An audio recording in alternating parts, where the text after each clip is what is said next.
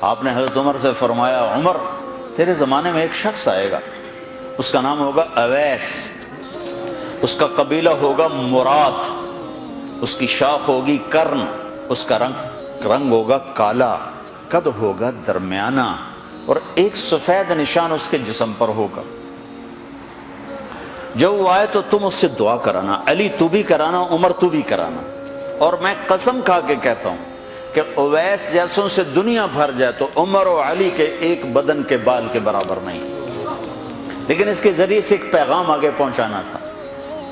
تو حضرت عمر اور حضرت علی حیران ہو کر دیکھنے لگے کہ ہمیں کہا جا رہا ہے کہ اویس سے دعا کروائیں، وہ ہم صحابی وہ تابعی۔ تو آپ نے فرمایا اس نے ماں کی ایسی خدمت کی ہے، جب وہ ہاتھ اٹھاتا ہے تو اللہ ہاتھ واپس خالی موڑتا ہی نہیں۔ یہ پیغام پہنچانا تھا کہ ماں باپ کے آگے جھکو۔ جس دیش میں آپ رہتے ہیں یہاں کام کی رفتار بہت تیز ہے، ماں باپ اگر موجود ہیں تو کم ہی خوش نصیبوں والے ہیں جن کو خوش اولاد کی خدمت ملتی ہے، ورنہ دیواروں کے ساتھ ہی زندگی گزر رہی ہوتی ہے۔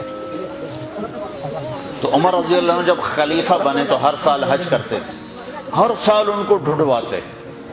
اب مجھے یہ نہیں پتا درمیان کے کوئی سال ہوں گے کہ ایک سال آپ نے حج پر سارے حاجی اکٹھے کر لیے، ایسے اپنے سامنے کا کھڑے ہو جاؤ بھائی، سب کھڑے کر لیے، کہنے لگے بیٹھ جاؤ سارے یمن والے کھڑے رہو، تو سارے بیٹھ گئے، یمنی کھڑے رہے، کہ سارے یمن والے بیٹھ جاؤ، قبیلہ مراد والے کھڑے رہو، تو سارے یمنی بیٹھ گئے، مراد والے کھڑے رہے۔ اس سال میں یمن گیا جماعت میں تو اویس کرنی کے گاؤں گیا، ان کی جگہ پیدا ہوئے، جو ان کا قبیلے کے لوگوں سے ملا، اس علاقے سے گزرا، دیکھا کہ اچھا یہاں وہ ہستی پیدا ہوئی تھی، خشک پہاڑ ہیں، بالکل خشک پہاڑ۔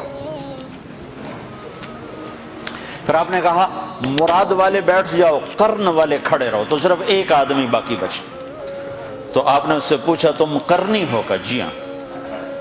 اویس کو جانتے ہو؟ کہ جانتا ہوں، میرا سگا بھتیجا ہے، میرے بھائی کا بیٹا، لیکن وہ تو تھوڑا پاگل سا ہے، آپ اس کا کیوں پوچھ رہے ہیں؟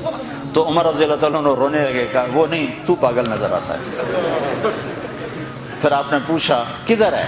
آیا ہوا ہے حج میں ہے؟ کہ جی ہے۔ کدھر ہے؟ کہ جی اونٹ چرانے نکلا تھا عرفات کی طرف۔ تو حضرت عمر نے حضرت علی کو ساتھ لیا اور دوڑ لگائی اور پہنچے عرفات کی طرف، تو دیکھا تو ایک آدمی ایک کیکر کے درخت کے نیچے نفل پڑھ رہا اور اونٹ اس کے چاروں طرف چل رہے ہیں۔ تو یہ دونوں حضرات بیٹھ گئے، تو انہوں نے اویس نے محسوس کیا کچھ آ گئے لوگ، تو انہوں نے نماز مختصر کر دی، سلام پھیرا۔ تو حضرت عمر نے پوچھا کون ہو بھائی؟ کہا جی مزدور ہوں۔ کہا تیرا نام کیا ہے؟ کہا جی اللہ کا بندہ۔ کہا بھائی ہم سارے کے بندے ہیں، میں پوچھ رہا ہوں جو نام تیری ماں نے تیرا رکھا وہ کیا ہے؟ تو وہ تو پہچانتا نہیں تھا کہ عمر کون ہے، علی کون ہے، وہ تو پہلی دفعہ حج پہ آیا تھا۔ وہ کہنے لگا تم کون ہو میرا انٹرویو کرنے والے؟ انٹرویو تو میں اپنی طرف سے کہہ رہا ہوں۔ میں کہا تم کون ہو میرا پوچھنے والے؟ تو حضرت علی بولے یہ امیر المومنین ہیں عمر بن خطاب اور میں ہوں علی بن ابی طالب۔ پھر وہ ایسے ایک دم گھبرائے، دونوں کو سلام کیا، میں معذرت چاہتا ہوں میں نے پہچانا نہیں۔ تو عمر رضی اللہ عنہ نے فرمایا ہاتھ اٹھا، ہاتھ اٹھا۔ برمنگھم والوں کو پیغام پہنچے کہ ماں کی خدمت کیسے کی جاتی، کہ عمر جیسا ہاتھ اٹھوا رہا ہے، علی جیسا، علی جیسا۔ تو وہ کہنے لگے میں آپ کے لیے کیسے ہاتھ اٹھاؤں، میری اوقات ہے کہ میں آپ کے لیے دعا کروں؟ کہاں، ہمیں ہمارے نبی کا حکم تھا کہ اویس آئے تو اس سے دعا کروانی ہے، کہ جب وہ ہاتھ اٹھاتا ہے تو وہ ہاتھ خالی نہیں آتے۔ کس وجہ سے؟ تہجد، جہاد، تبلیغ، ذکر، تلاوت، تسبیح، حج، عمرے، نمازیں، روزے، ذکر، تلاوت۔ کس وجہ سے؟ نہیں، ان میں سے ایک وجہ بھی نہیں، ماں کی خدمت کی وجہ سے۔ پھر ایک اور جگہ آپ نے فرمایا کہ لوگ جب جنت میں چلیں گے تو اویس بھی چلے گا، جب جنت کے دروازے پر پہنچے گے تو اللہ تعالیٰ فرمائیں گے اویس کو روک لو باقی کو جانے دو۔ تو اویس گھبرا جائیں گے، کہیں گے یا اللہ مجھے کیوں روک لیا ہے؟ تو اللہ تعالیٰ فرمائیں گے ٹھہر جاؤ، جانے دو ان کو۔